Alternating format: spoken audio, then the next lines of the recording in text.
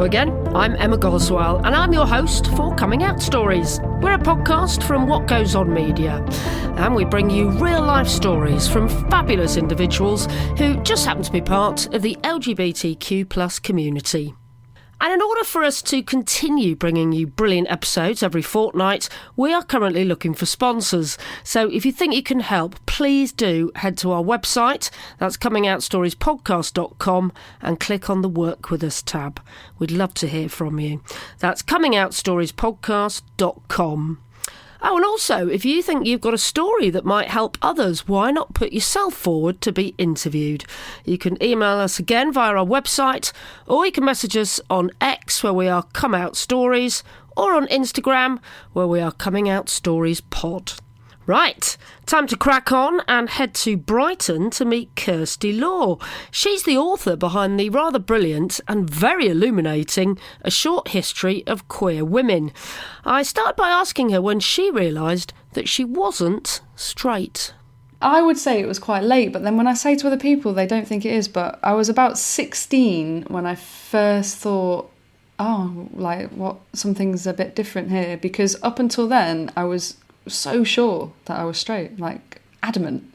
It didn't even cross my mind that I would be queer. We didn't even use the word queer then, but like a lesbian or gay, or I just had no idea that I was that. I had boyfriends. My first boyfriend was gay. When did you discover this? Later on in life, or? I think I knew then, to be honest, but I think a lot of lesbians tend to. And I've spoken to a lot of gay men that have gone out with women who've turned out to be lesbians. Yeah, it's just find each other. We find each other, don't we? It's safe. But yeah, I guess I was 16 and then suddenly it hit me like a bus, like it was a car crash, and it was just like, it came from nowhere, like it really did. But then when I look back, all the signs were there, of course, it was very clear. But I guess the way where I was brought up, I guess, or that kind of time. Okay, because I think of you as being quite young compared to myself. Thanks. Anyway. So tell us what decade you would have been at school and Right. where you were geographically. Born in 86, so I'm 37 now. So we were just the last generation before social media, before internet, the internet was about, but no one had it in their house. And in school, it wasn't really a thing. So secondary school was 97 and finished 2002. And I'm from Manchester, and I know Manchester's very famous for being like the gay capital and very friendly, gay friendly, which it is. But yeah. I don't know. I guess I was brought up on quite a rough council estate in Manchester. My mum was great; she was amazing. Like, I never felt uncomfortable with being gay. I always thought if I was, I'd be absolutely fine coming out to my mum. But I don't know. It's the people I hung out with. There was no one was gay. Gay was an insult. Were people saying that thing, oh, that's gay? Yeah, like that's what at school, yeah. And I used to get called, like, I remember being at school and someone said to me, my mate thinks you're going to be a lesbian when you grow up. And I was absolutely mortified. Like, it was probably the worst thing anyone could have said to me. Because I was quite sporty and my mum was quite good. She raised me, like, gender neutral at a time when that really wasn't a thing. She just, she was very much like, be who you want to be. And I chose to be who I wanted to be. But then I'm like, so what I'm saying, like, so when I look back, all the signs were there, but I just didn't connect. So you were wearing the lumberjack shirts well before your time? Oh my God, yeah. There's like primary school photos of me in lumberjack shirts. I know. It just hit me. There was a girl, and then I was like, oh my God, I'm attracted to women. And then I looked back and thought, oh my God, I've always been attracted to women. Apart from the derogatory comments, was there any talk of being gay or bi at school? No, not at all. Nobody came out at school? No. This was state school, like comp in Manchester. So, I mean, Section 28 was obviously a thing then as well. Our teachers were pretty good. Now and again, maybe queer people would be mentioned, but I don't really remember it. There was a lot of unconscious homophobia, you know, the like, you're gay kind of thing. It wasn't very much like... Although, I don't know, I think probably the boys in the school probably got it worse, than the girls did. I was going to say, and it's all about gender stereotypes, isn't it? So I've spoken to a lot of gay men who didn't conform to the gender stereotypes, so they were being told that they were effeminate and therefore they were gay. Whereas I think us lesbians can go under the radar a bit more sometimes, maybe. You definitely can. And were they getting bullied? Did you sense that they were definitely having a tough time? Yeah, for sure. And I knew a few. This is what it was like then, though. It's just, it wouldn't come into your head that someone was gay. They'd be called gay because they might be a bit effeminate, but they wouldn't be gay because nobody's gay. It was odd. It was a really odd time, like, especially in Manchester. I always look back and think the only person that I remember being gay was Ellen. And look what happened to her. Yeah. Well, exactly. I mean, she's doing all right now. She's doing great now, yeah. They cancelled her series, didn't they? Because she You didn't want that, did you? So that was... Yeah. Mind you, 90s Manchester, that was when Queer as Folk was out. I know, I remember my mum watching it and me trying to watch it from behind the door, but she wouldn't let me watch it. I love that, though. And I know so many people that moved to Manchester because they'd seen Queer as Folk and literally thought, Canal Street. I used to walk up and down. I'd walk up and down Canal Street as a teen, terrified, but felt like that's where I needed to be. So I just walk up and down there. Too young to go anywhere, but just felt like I needed to be there, but then I wouldn't look at anyone. And what were you scared of? I was always terrified of people finding out that I might be a lesbian. So let's go to Canal Street and walk up and down. Might as well have got a badge. I know. It's just, I just kind of felt like I needed to go, and then I still get a bit scared actually when I'm there. I don't know what it is. It's just something about it that it was a big deal to me that I'd go past on the bus, like I had to just see it. I had to go and see it. But I could no way go and talk to anyone. Gosh. I know, very different to what I'm like now. Yeah, couldn't be more out, really. So what happened when you were 16? You said it hit you like a bus. Was there a person? Yeah. Did you suddenly have a crush, have a revelation? So I left school, started college, and I remember there was 2 girls at college. They were like together, and I was just like, what? They're together? And it was just mad. And then they had a friend, and I just suddenly became obsessed with this friend. Never spoke to her. Still never spoke. I have no idea who it is. Which is mad, isn't it? How people can just completely change your life and they've just no idea who you are. But yeah, I remember sitting next to her on the bus once, and it was just the electricity in my body, and it was just like, whoa. And I couldn't get off the bus because I'd have to get... My stop was before hers, but I couldn't stand up and go past her. So I just sat on the bus all the way to Trafford Centre. And then I got off. Oh, no. Oh my God. And then that was it. And then I never really looked back. And then I don't know if you remember Alex Parks from Fame Academy. I do remember Alex Parks. I had Alex's Parks' first CD. Me too. And yeah. She was lesbian favourite. Yeah. She had a great voice, actually. I know. She was a good singer. But she was a big... she's not really my type as well, but I was obsessed. I think it's because there was a queer person, a public queer person, that won as well. Like, that was treated with respect and talented and did very well. So I think I just suddenly became very obsessed with her. And then never looked back. Went to uni. I remember being at uni thinking, right, I'm going to have to come out or I'm going to stay in the closet for another 3 years. So I just bit the bullet and just came out first week.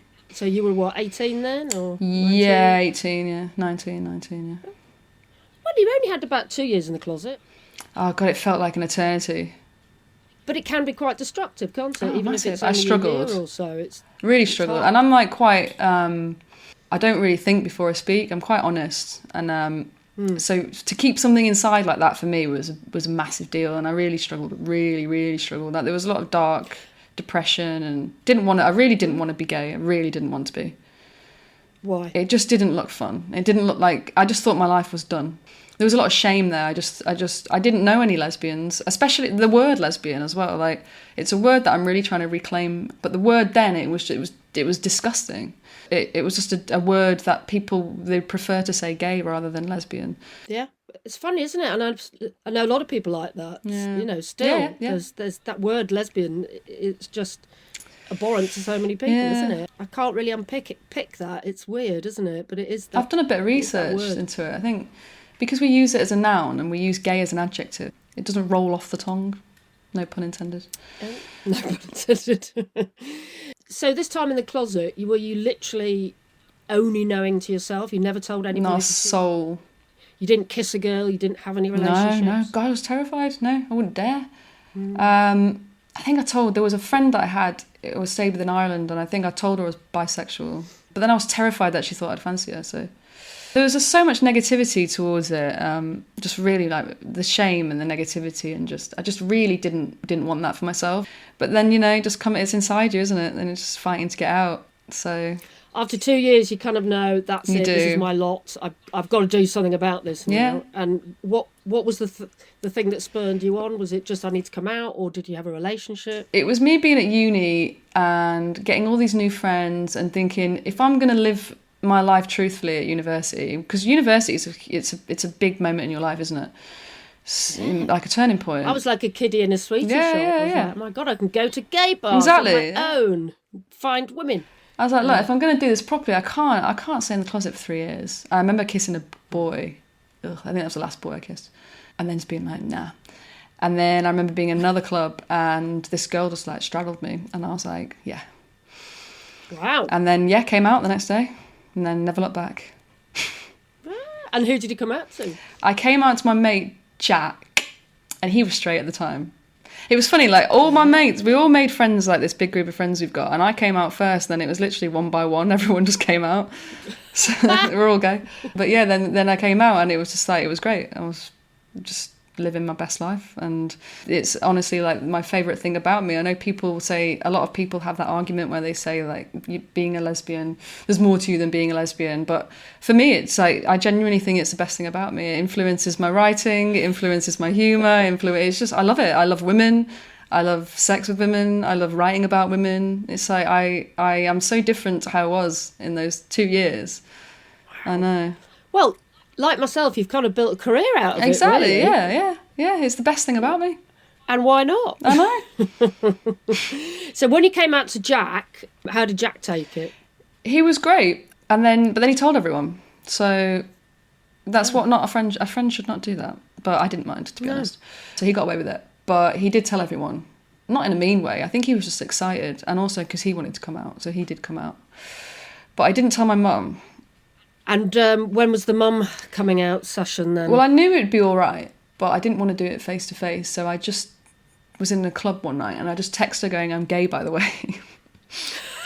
Was that the full sentence? Yeah, I think it was, yeah. And she went, okay. And then we never spoke about it again for 2 years because she was kind of waiting for me to speak about it, which I don't know. I think parents never know really how to deal with it, do they? They think, should I wait for them to talk or should I? But I think I would have rather her brought it up with me because I was a bit nervous. But no, she was absolutely fine. It was my dad that was the scary one. Oh, so you specifically told her first and waited? Yeah. And how was he? Well, so my dad's American. My mum and dad had never been together. I was product of a one-night stand, which is lovely heterosexual nonsense. But he's like always been in my life. He's great, but he's a Trump supporter. So that isn't great, actually, is it? And a lot of my family are. Like I know my dad is very liberal, strangely, but he's kind of one of those Americans that's like the economy. So the economy becomes before human rights. He's like that person. I hope he doesn't listen to this. But yeah, so I was always a bit worried. So it just got to the point there where it got too long. So I didn't come out to him until I was 31. Oh, wow. So that's quite a gap then between. It was horrific. So I used to I'd go over and visit him all the time, and I'd have to go back in the closet, and I was someone else, completely someone else. I went over with my ex-girlfriend once, and we were friends. So difficult. And then how did he react? When Amazing. And he's like, because basically what happened was I was getting married. I'm separated now, but I was getting married, and I knew that if I got married and didn't tell him, it would really break his heart. So I bit the bullet and I wrote him a letter, and he rang me immediately and was like, what I found hilarious was that he was so shocked. He's just so oblivious. I was like, really? Even though he'd met one of your ex-partners. Yeah, and I'm like, really? Like, what? But yeah, so that he was really good, and I've got a little boy with my ex-wife, and he's like the best grandparent, and yeah, he's amazing. Oh. Yeah, he's absolutely. I couldn't have asked for anything better from both my parents, so I'm very lucky in that respect. But some of the family in America, there's been a few comments that I don't really have time for. So yeah. You don't speak to them anymore, or not really? No, like. I remember saying that I was getting married, and then I remember saying I was having a kid, and one of my aunts was like, look, getting married's one thing because, you can choose to get married, but bringing a little baby into this world. And after that, I was like, okay, I don't want my son to have any of that around him. So, yeah, I know. How old's your son now? He's 2.5.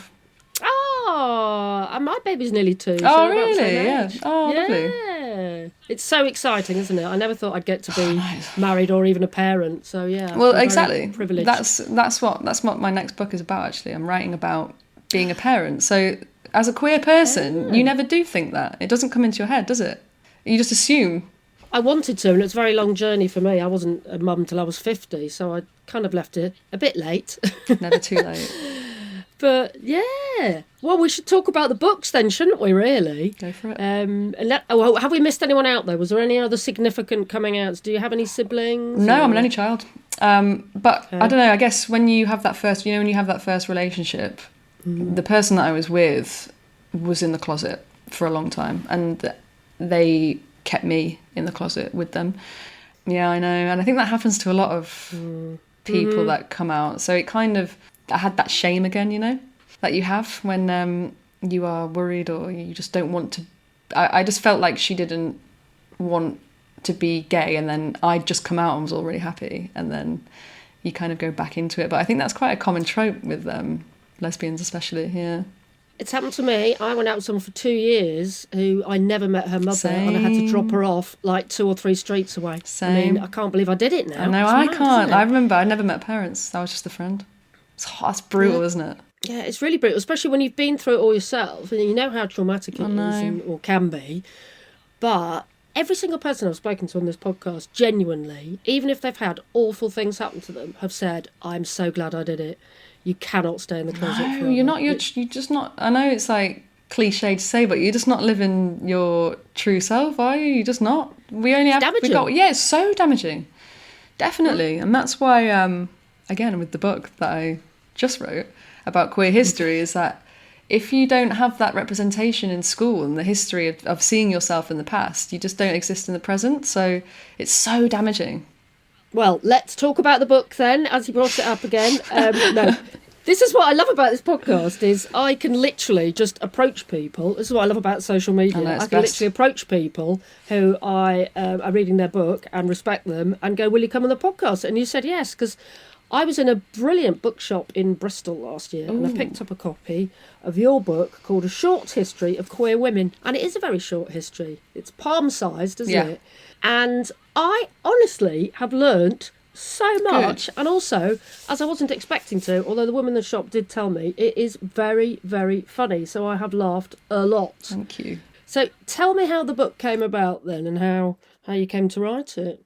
Yeah, so when I was coming out, or when I wasn't coming out, when I was in the closet for those 2 years, I'm a big history fan, like big history. I love history. And what I tend to do is when I get obsessed with something or when I want to learn about things, I try and find all the information about it. So when I was thinking, oh my God, I'm a lesbian, I had to go and find out every single piece of information about what being a lesbian meant. I couldn't find anything. There was nothing to find apart from Ellen. You've done your research. Yeah. Oh, okay. Ellen got cancelled. So that wasn't very easy. So it was like, where is it? And it always stuck with me that, like, growing up and just loving history and just, there was no queer history ever. And if there was any queer history, it'd be really sad and depressing. Because queer history is sad and depressing, well, it is. There's no taking away that it isn't. So that was the main reason. And also, queer theory, I'm very interested in queer theory and gender studies and lesbian studies. And it's really academic and it can be quite off-putting to a lot of people who might want to read it. It's very inaccessible. So I wanted to write something that was easy to read, funny, and also had a lot of sex, because I like writing about sex. Yeah, well, I tell you what, I'm just going to read you a little clip of a page that I read recently. I mean, this is the most serious, depressing subject that you could possibly tackle, and it's fascism and of Adolf Hitler. This is your take on it. In 1933, Adolf Hitler was elected Chancellor of Germany and immediately acted like a dick. Before Hitler, 1920s Berlin was heaving with homos. What I like about that is just, you've got the facts there, but you make it funny. It's short sentences, it's funny, it's to the point, and it's just really readable, isn't it? Yeah. Why was it so important to make it really funny as well as just readable? Well, like queer history and queer theory, it's very academic, it's sad, everyone dies. And I mean, I can't say that they didn't die, because everyone did die. And it is sad. But also these people there are parts of their lives that are nice, and they met people and they were happy, and they got married in terms of how they could view that marriage as well, obviously it was illegal, but they just built lives for themselves. And I always found that really interesting, building a life for yourself in a world that's completely against you, but you somehow manage to survive. And there are fleeting moments in a person's life that are nice and should be shared, as well as the bad. And what's amazing to me is, I mean, I didn't really learn much history at school, but like the amount of sort of straight washing, for want of a better, that has happened to so many people. I had no idea until I read your book that Charlotte Bronte was a lesbian. Yeah, well, look, right, yeah. So I can't. A lot of people get angry about this. I can't say she's a lesbian. Well, I can actually, because people say she's straight. Like, straight can't be the default. It's always like straight until proven otherwise, isn't it? Why can't it be lesbian until proven otherwise? Why can't it be trans until proven otherwise? Yeah. But there's definitely queer elements. I mean, those letters with Ellen Nussey is just, come on. And she nearly married Ellen's brother so she could live in the same house as Ellen Nussey. But she didn't marry the brother because he was boring. This straight washing, it's just, some of it, it's like, what do they want, these historians? It's like they want them just having sex, like video evidence of two women having sex before they'll even like acknowledge that they could have been queer. No, you're right. And there was, I can't remember, was it Charlotte Bronte or someone else who wrote hundreds and hundreds of love letters, and there's so many lesbian stereotypes within them. At one point, she's talking about how she bought a present for her dog. Yeah, Eleanor Roosevelt. It's Eleanor Roosevelt, yeah, and well, they were 100%. I mean, 99% sure they were doing it. Yeah. But like, it has just been totally straightwashed, hasn't it? It really has. Yeah, which is because Eleanor Roosevelt as well is such a prominent figure in history, First Lady, you know. That's important for people to see that someone like that could be queer. It's so important. Yeah. So to just completely remove that element of her is so damaging and horrible. Couldn't agree more. So that's a go-to must. You've got to read that, find out all about your lesbian history, and have a giggle along the way. And then what's this new book then about parenting? So again, in kind of the same way, queer parenting is something that's also very difficult to find knowledge on. And I remember when me and my ex were trying to figure it out, the only way we could understand of what to do or just find any information was to ask our exes. And that's what a lot of lesbians do, don't they? They ask their exes because we're all friends. So it's just nothing there, is there? And then the NHS, they told us we had to prove that we couldn't make a baby, and it's like we'll be proving forever like we can't make a baby. Well, yeah, we've done a lot of practice, but there's nothing happening. It's just everything's very out of touch and archaic, and the whole system needs to be upgraded. But also, queer people have been raising kids in a queer, well, challenging heteronormativity forever. It's not a modern concept. No. But yeah, we did reciprocal IVF, and yeah, we couldn't find any information on it. It was so confusing, so difficult. So what I'm trying to do is highlight how queer parenting has been a thing forever, and also the different ways that you can do it, and just to also show that the system needs upgrading, because the ridiculous things that me and my ex had to listen to was funny, because that's how I usually deal with things, is humour. But yeah, it needs changing. The whole thing needs changing. Well, I have to say, when I was becoming a parent, I couldn't find much to read on it, and I did end up reading Jen Lister's book. Yeah, The Other Mother, The Other Mother, yeah, which I really enjoyed reading, actually. There you go, another lesbian Brighton mum. Yeah, it's helpful to have these books, but we're still the other, you know? We're not the other, though, because queer people are having kids, like, a lot now, and divorcing. We're doing just what the straight people do. Basically, yeah, but hopefully we're doing it a bit better. Of course. But then, yeah, look, there's a lot of research as well into kids raised by queer parents, because the heterosexual argument, as always, is, oh, well, you know, there might be some damage there, and the research says there is absolutely nothing. No. I don't think kids have that prejudice either, do they, really? No. They just care that they're getting looked after and getting unconditional love. And I'm very lucky getting 3 meals a day. To be in Brighton as well, which is full of us. So I have that. You could go to loads of lesbian mother meetings. Yeah, I have that luxury, yeah. But then I don't. There's obviously places in the UK that might not be as apparent, so... Yeah, I think it's something that needs to be written about. When's it out? When can we expect it? I'm still writing it, so 2025 probably. Okay. Watch this space then. You don't have a title yet then? No, not yet. But it'll be a short and fleeting book, like A Short History of Queer Women. So it'll be in that kind of style. Fabulous. Well, best of luck with it. Thanks. And I better end the podcast the way I normally do and ask for your top tips of coming out, maybe to anyone listening that hasn't done it yet, that hasn't quite coped with it or had the bravery to say the words and tell their friends and family, what advice would you like it's so horrid, isn't it? impart? Oh God, I just really remember that time. I'd say be prepared to keep coming out, because you don't really stop coming out, which is pretty crap. So the more you do it, the easier it'll be. But the first time you do it, the relief, I just remember that relief of just feeling myself and true to myself. And like you said before, even if you have a horrific time, and even if the worst thing could ever happen, you're still happy in yourself, and you're still you don't want to live your life not living your true self, because it's not a nice life. But then, I have that privilege of being in the UK and all of that sort of stuff. So obviously keep safe, but just bite the bullet and do it. It's like a plaster. Just rip it off. It's so worth it. I couldn't express how much it is. I feel upset because I've wasted, and I came out at 19, and I just feel I wasted all those teenage years, because queer people tend to age.